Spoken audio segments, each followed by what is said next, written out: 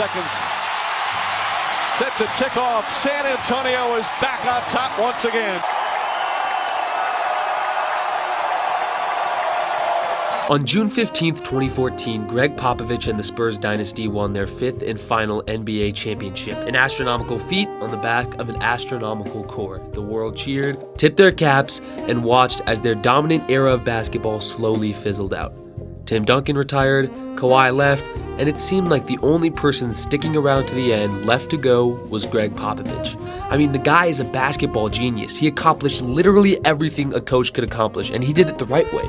He did it his way. He meticulously poured his days and nights into constructing the perfect game plan, depth chart, roster, and he drafted head scratchers to some, but future stars to himself. I watched the draft, and we picked people that I've never heard of. Emmanuel Ginobili.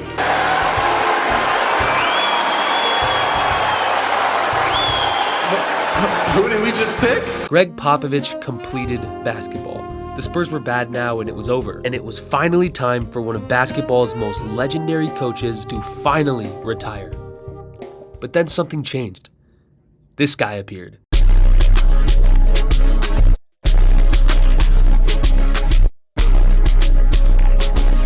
This is Victor Wembanyama, a 17-year-old anomaly that NBA scouts were absolutely frothing at the mouth waiting for, watching him take over France. He was the most generational prospect potentially in all of NBA history, with the potential to revolutionize the game of basketball with his freak stature. All the scouts were raving about him, saying that they've never seen anything like this, but if anyone knew what he could become and how he could harness it, it was Gregg Popovich. Pop had seen this before. He saw it with David Robinson and turned him into a monster. He saw it with Tim Duncan and turned him into a legend. And now, on the brink of retirement, the last chance at another phenomenon was just too enticing. The deity of a prospect landed in Gregg's lap, and overnight, Gregg Popovich signed a 5-year extension, as if he wasn't well into his 70s already. So you may be wondering, wait, if Gregg Popovich already had the most wins in NBA history, one of the most championships of any coach, one of the best reputations of any coach, one of the best draft success history of any coach, and already one of the greatest legacies of anyone associated with the NBA, why would he return for 5 more years just to train another superstar? No. Victor Wembanyama is not another superstar, and he knows it. Victor Wembanyama has the potential to be the greatest player to ever pick up a basketball. But how can he do it? How can Gregg Popovich do it again? How can he possibly reinvent Spurs basketball for a 3rd time? Well, it's already begun. Just a few weeks ago, the Spurs drafted Stephon Castle and picked up veteran Chris Paul, and all of a sudden, they look promising. A lot of people scratched their heads at the decision to take Castle and trade away Rob Dillingham, one of the best scorers in the entire draft class, but the decision was painfully simple when you think about it. Gregg doesn't see the team as one for Rob to chuck shots in garbage minutes while coasting to another draft pick for.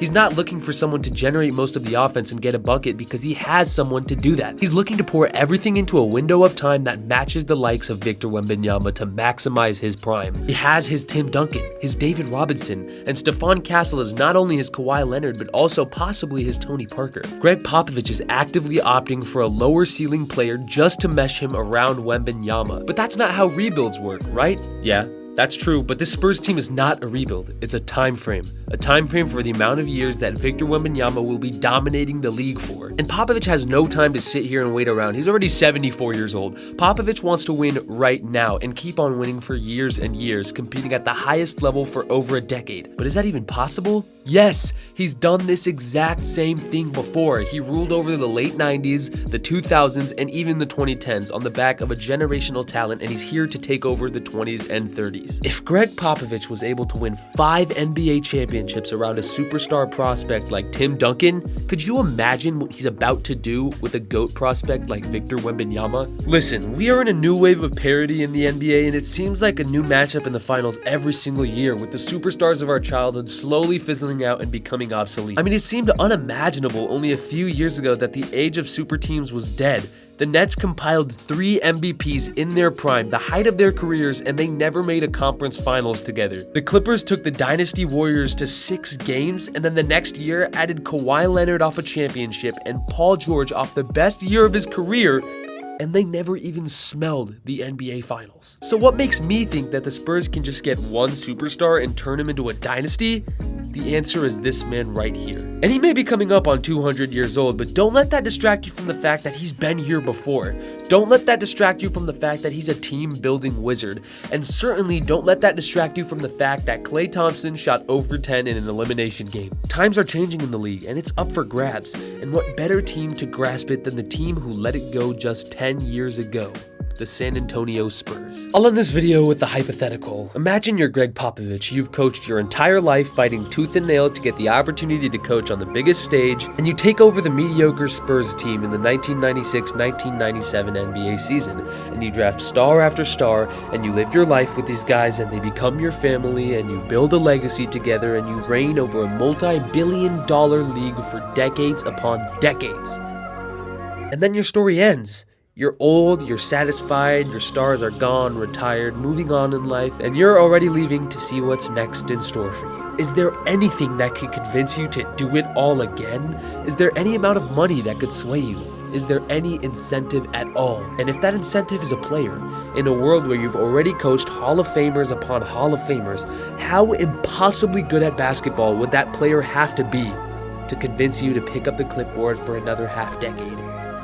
Well, the answer is about to unravel right in front of our eyes, and I couldn't be more excited to watch the Spurs do it again. Thank you for watching, and subscribe. It's free.